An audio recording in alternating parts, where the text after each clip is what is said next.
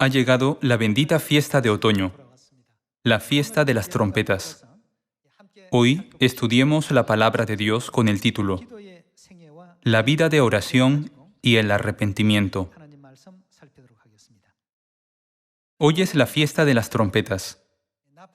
Dios estableció esta fiesta para guardarla con sonido de trompetas el primer día del séptimo mes según el calendario sagrado, 10 días antes del día de expiación. En esta fiesta, el pueblo se arrepentía y confesaba todos los pecados que había cometido durante un año, como preparación para el día de expiación. A partir de este día, santificaban sus cuerpos y mentes durante 10 días de oración. Esa es la fiesta de las trompetas que guardamos hoy. La parte más importante de la fiesta de las trompetas, la que no podemos omitir, es el arrepentimiento. Los 10 días de oración, desde la fiesta de las trompetas hasta el día de expiación, no son solo para agradecer a Dios por su gracia de perdonar nuestros pecados en el día de expiación, sino también para pedir perdón a Dios, confesando y arrepintiéndonos de todos los pecados y transgresiones que hemos cometido. Por tanto, pienso que la oración y el arrepentimiento son lo más esencial durante la semana de oración desde la fiesta de las trompetas hasta el día de expiación. La Biblia nos enseña en el libro de Apocalipsis que el humo del incienso de la oración es un sacrificio que sin falta llegará a Dios de la mano del ángel. Veamos Mateo capítulo 7, versículo 7. Pedid y se os dará. Buscad y hallaréis. Llamad y se os abrirá. Porque todo aquel que pide, recibe. Y el que busca, halla. Y al que llama, se le abrirá. ¿Qué hombre hay de vosotros que si su hijo le pide pan, le dará una piedra? ¿O si le pide un pescado, le dará una serpiente? Pues si vosotros, siendo malos, sabéis dar buenas dádivas a vuestros hijos, ¿cuánto más vuestro Padre que está en los cielos dará buenas cosas a los que le pidan? ¿Qué significa pedir? Pedir significa orar. Orad y se os dará. Dios también nos dijo que buscáramos. ¿Cómo buscaremos? Mediante la oración. Y el que ora, halla. Llamar también significa orar. Y al que ora, se le abrirá. En Mateo capítulo 7, Jesucristo nos enseña a orar, diciéndonos que pidamos, busquemos y llamemos. Él recordó a toda la humanidad la importancia de la oración. Si oran, recibirán todo lo que pidan, y la puerta se les abrirá. Sin embargo, las personas no oran a menudo cuando les va bien o está todo en orden. ¿Qué es la oración para nuestra alma? Es la respiración. Dejar de orar es lo mismo que dejar de respirar. Si tenemos pereza de orar, significa que nuestra alma está muriendo. Por eso Jesucristo oraba desde muy temprano por la mañana, para darnos ejemplo y hacernos comprender la importancia de la oración. Confirmemos esto en Marcos capítulo 1. Capítulo 1, versículo 35. Levantándose muy de mañana, siendo aún muy oscuro, salió y se fue a un lugar desierto. Y allí, ¿qué hacía allí? Oraba. Durante su vida en la tierra, Jesucristo nos dio un claro ejemplo de caminar muy de mañana para orar, en un lugar solitario, sin dejar ni un día. Él dio ejemplo a la humanidad de intensificar el poder de la predicación mediante la oración, proclamando el reino de Dios, y predicando las noticias de salvación diligentemente todos los días para salvar a muchas almas.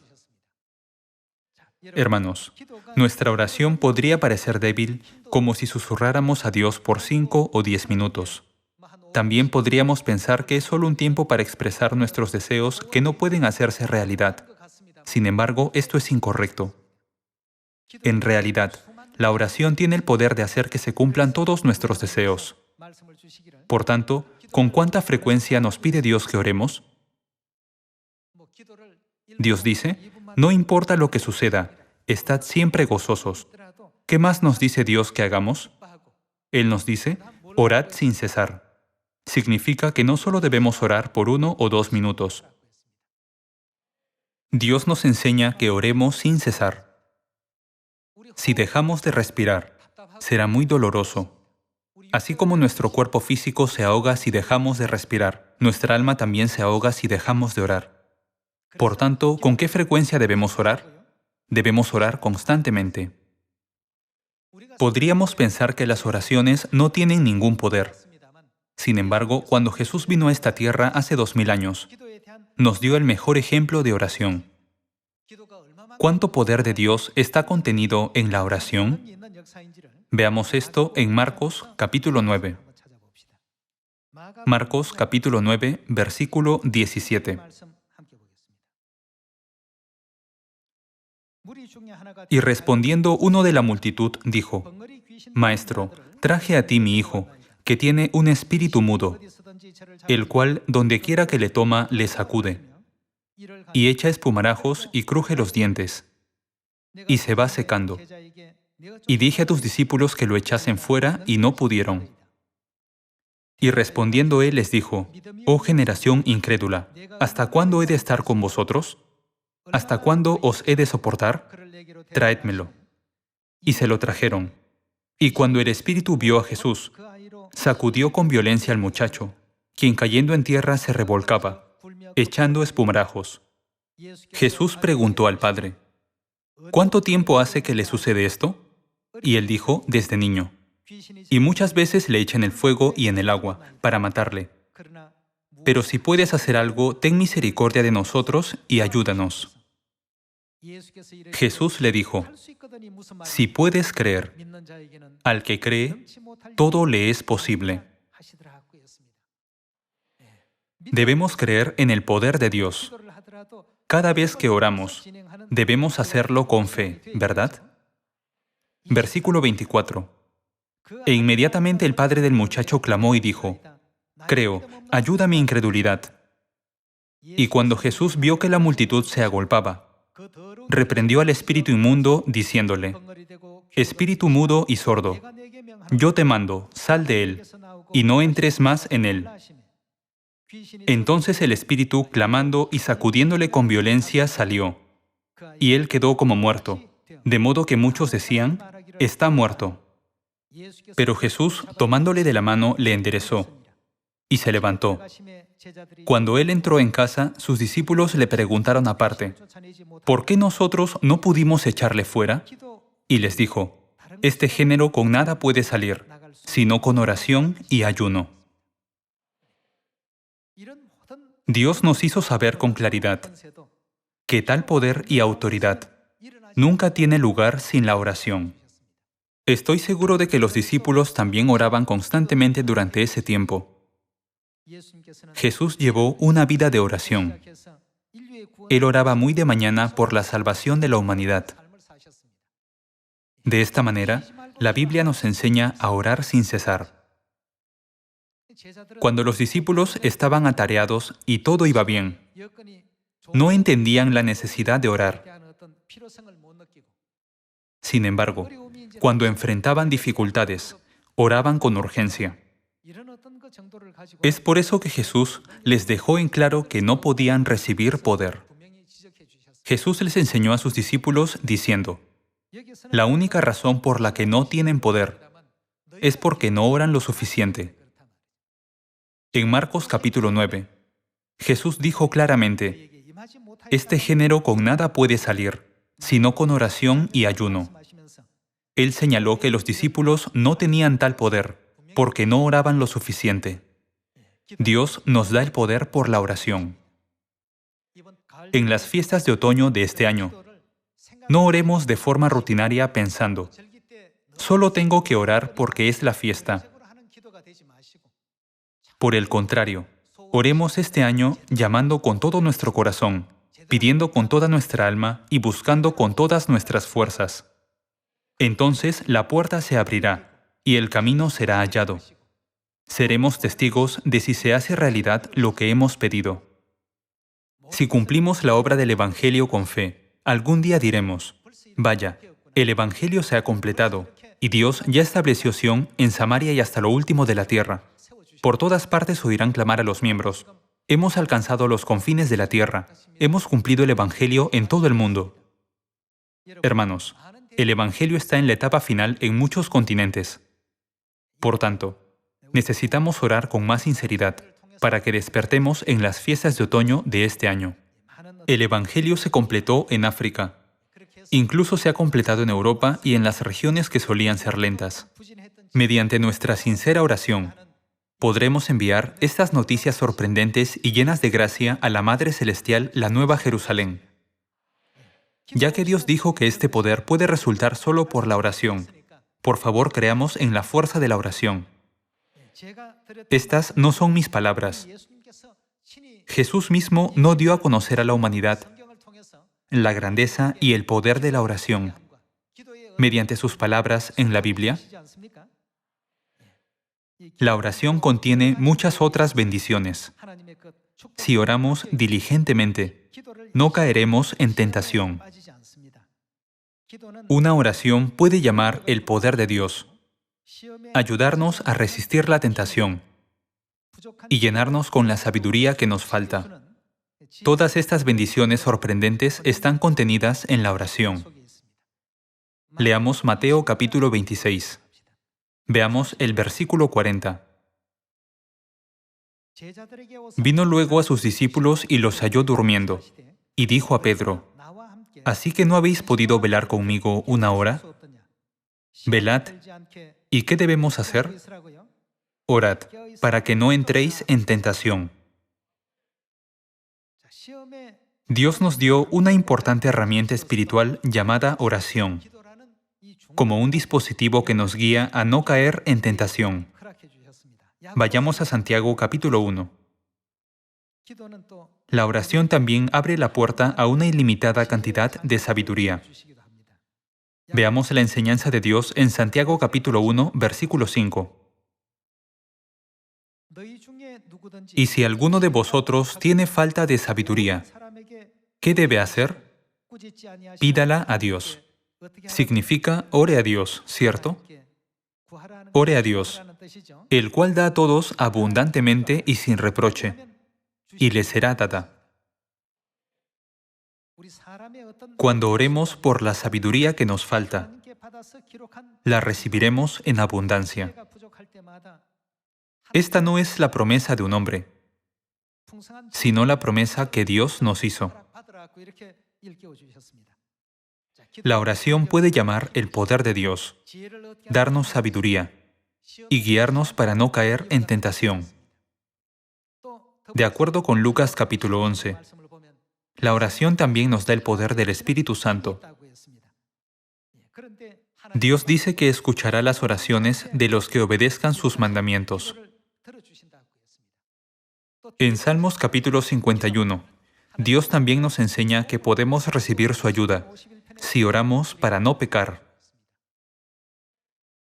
En esta época, las personas llevan una vida muy atareada. La gente anda muy ocupada con sus empleos y asuntos personales. Ni siquiera tienen tiempo de reflexionar en sí mismos. Dado que Dios sabía esto, estableció estas fiestas hace 3500 años, para que tuviéramos suficiente tiempo de orar, reflexionando sobre nosotros mismos desde la fiesta de las trompetas hasta el día de expiación. Si nuestras almas se han estado ahogando por no respirar correctamente, cambiemos entonces para que puedan respirar con facilidad. Modifiquemos nuestra manera de respirar para que lo hagamos mucho mejor. y experimentemos muchas bendiciones por las oraciones que ofrecemos a Dios. Dios explica el poder de la oración en detalle en la Biblia. El arrepentimiento es uno de los asuntos por los que debemos orar durante esta fiesta. Veamos algunos pasajes concernientes. Debemos ofrecer oraciones de arrepentimiento. Veamos Salmos capítulo 51. Capítulo 51, versículo 17. Los sacrificios de Dios son el espíritu quebrantado, al corazón contrito y humillado. ¿Qué no hará Dios? No despreciarás tú, oh Dios. Al corazón contrito y humillado. En otras palabras, un corazón arrepentido. Dios dice que nunca despreciará un sacrificio de arrepentimiento. Leamos Salmos capítulo 7. Capítulo 7, versículo 11. Dios es juez justo, y Dios está irado contra el impío todos los días. Si no se arrepiente, Él afilará su espada. Armado tiene ya su arco, y lo ha preparado. La Biblia dice que Dios afilará su espada si el impío no se arrepiente. ¿Por qué Dios afila su espada? Para destruir a los que no se arrepienten. Dios también dice que tiene armado su arco para lanzar la flecha hacia ellos. De esta manera, Dios está airado todos los días contra los que no se arrepienten. Dios está airado contra el impío todos los días. Si no se arrepiente, Él afilará su espada. Armado tiene ya su arco y lo ha preparado. Versículo 13. Asimismo, ha preparado armas de muerte y ha labrado saetas ardientes. He aquí, el impío concibió maldad, se preñó de iniquidad y dio a luz engaño. Pozo ha cavado y lo ha ahondado, y en el hoyo que hizo caerá. La Biblia dice que Dios está airado contra los que no se arrepienten. Él afila su espada y prepara su arco contra ellos. Si resumimos el significado del arrepentimiento que se menciona en la Biblia, podemos entender que un día en la vida de una persona arrepentida es más valioso que 1000 años. La Biblia también describe a una persona arrepentida como una vida que ha resucitado de la muerte. Los que se arrepientan recibirán sin falta esta vida llena de gracia. Por eso, cuando Jesús vino a la tierra, el primer mensaje que predicó al mundo entero, después de su bautismo, a los 30 años, se trató del arrepentimiento, ¿cierto? Arrepentíos porque el reino de los cielos se ha acercado. Han estado muertos, pero a partir de este momento vivirán. Arrepiéntanse ahora. Recordemos lo hermoso, precioso y valioso del arrepentimiento. Tomando esto en cuenta, veamos Lucas capítulo 15, versículo 11. También dijo, un hombre tenía 2 hijos, y el menor de ellos dijo a su padre, Padre, dame la parte de los bienes que me corresponde. Y les repartió los bienes. No muchos días después, juntándolo todo el hijo menor, se fue lejos a una provincia apartada, y allí desperdició sus bienes viviendo perdidamente. Y cuando todo lo hubo malgastado, vino una gran hambre en aquella provincia y comenzó a faltarle. Y fue y se arrimó a uno de los ciudadanos de aquella tierra, el cual envió a su hacienda para que apacentase cerdos. Y deseaba llenar su vientre de las algarrobas que comían los cerdos, pero nadie le daba. Y volviendo en sí dijo, ¿Cuántos jornaleros en casa de mi padre tienen abundancia de pan, y yo aquí perezco de hambre? Me levantaré e iré a mi padre y le diré: Padre, he pecado contra el cielo y contra ti. Ya no soy digno de ser llamado tu hijo. Hazme como a uno de tus jornaleros. Y levantándose, vino a su padre.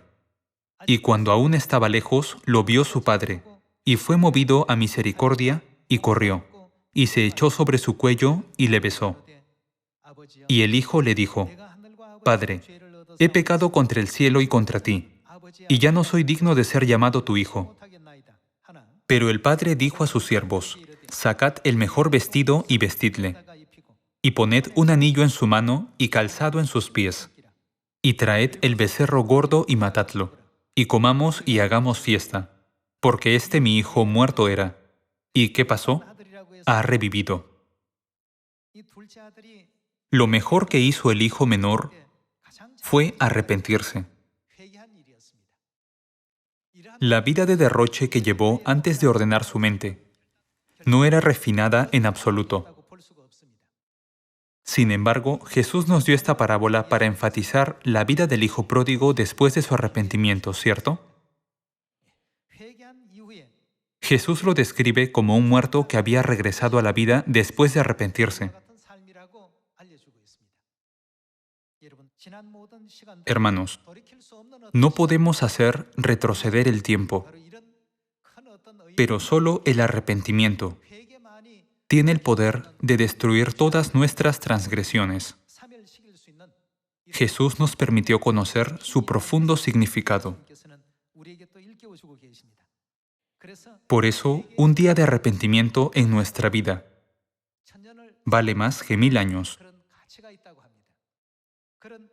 Veamos el ejemplo de Jonás en la Biblia, como uno de aquellos que llevaron una vida valiosa de arrepentimiento. Jonás capítulo 3, versículo 1.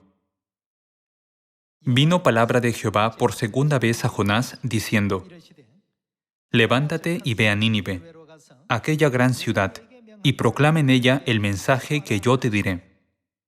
Y se levantó Jonás y fue a Nínive conforme a la palabra de Jehová. Y era Nínive ciudad grande en extremo, de 3 días de camino.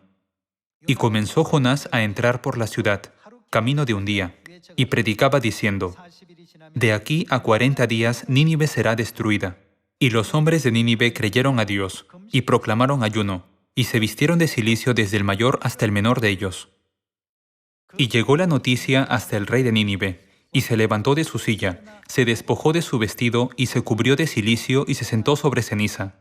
E hizo proclamar y anunciar en Nínive, por mandato del rey y de sus grandes, diciendo: Hombres y animales, bueyes y ovejas, no gusten cosa alguna, no se les dé alimento ni beban agua, sino cúbranse de cilicio hombres y animales, y clamen a Dios fuertemente, y conviértase cada uno de su mal camino, de la rapiña que hay en sus manos.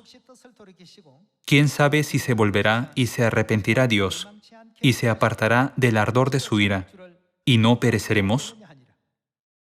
Y vio Dios lo que hicieron, que se convirtieron de su mal camino, y se arrepintió del mal que había dicho que les haría, y no lo hizo. Después de escuchar la voluntad de Dios, Jonás lo desobedeció y se dirigió a Tarsis porque temía al pueblo de Nínive. Como resultado, el mar se embraveció y sobrevino una gran tormenta. Después Jonás fue tragado por un gran pez. En esta situación crítica, ofreció una oración sincera de arrepentimiento. Prácticamente estaba muerto en el vientre del pez. Jonás comenzó a pensar: aunque pierda la vida por predicar en Nínive, no hay diferencia entre morir aquí o allá. Después del arrepentimiento de Jonás, Dios hizo que su vida valiera más que 1000 años. ¿Qué hicieron los 120.000 ninivitas después de escuchar el mensaje de Jonás, después de comprender la voluntad de Dios, todos, desde el rey hasta el más joven, se arrepintieron y ayunaron, pidiendo a Dios que tuviera misericordia de ellos. Al final, Dios detuvo la inminente destrucción que había prometido traer sobre el pueblo de Nínive. ¿No es así? Detrás de esta historia milagrosa de la Biblia, había un profeta que llegó a arrepentirse. Jonás logró en tan solo un día lo que no había sido posible en un periodo de 1000 años.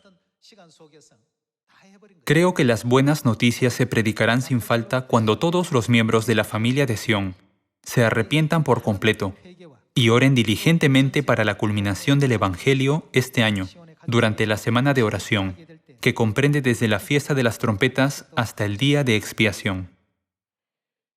Veamos las palabras de Dios en Ezequiel capítulo 18, versículo 30. Debemos conocer la voluntad de Dios y confirmarla a través de esta fiesta. Necesitamos examinar correctamente la razón por la que debemos orar y arrepentirnos. No podemos hacer preparativos para el eterno reino de los cielos sin arrepentirnos. El arrepentimiento es el primer paso para los que desean ir al cielo. Veamos el versículo 30. Por tanto, yo os juzgaré a cada uno según sus caminos. Oh casa de Israel, dice Jehová el Señor, ¿qué debemos hacer? Convertíos y apartaos de todas vuestras transgresiones, y no será la iniquidad causa de ruina. Dios dijo, convertíos y apartaos de todas vuestras transgresiones, y no será la iniquidad causa de ruina. Continuemos con el versículo 31. Echad de vosotros todas vuestras transgresiones con que habéis pecado, y haceos un corazón nuevo y un espíritu nuevo. ¿Por qué moriréis, casa de Israel? Porque no quiero la muerte del que muere, dice Jehová el Señor. Convertíos, pues, ¿y cuál será el resultado? Viviréis. ¿No es acaso el arrepentimiento lo que Dios nos pide para guiarnos a la salvación? Mediante estas fiestas solemnes de otoño, por favor, graben en lo profundo de su corazón estas dos palabras, oración y arrepentimiento, para que puedan preparar las bases que permitan que todos los hijos de Sión del mundo entero se arrepientan y vuelvan a Dios. Oro para que todos los miembros de la familia de Sión del mundo reciban la ayuda del Padre y la Madre celestiales, a fin de que escuchen las buenas nuevas de que todas las Siones se han establecido para que todos los hermanos vuelvan a Dios. Prediquemos diligentemente. El arrepentimiento se muestra a través de la predicación diligente. No solo nosotros debemos arrepentirnos. Los que se han arrepentido de verdad son los que guían a los demás pecadores a arrepentirse también. Espero que podamos guardar piadosamente la fiesta de las trompetas, tocando las trompetas fuertemente, guiando a la humanidad de la aldea global, para que su arrepentimiento no permanezca como algo intangible, sino como algo real. Con esto me gustaría concluir el sermón. Muchas gracias.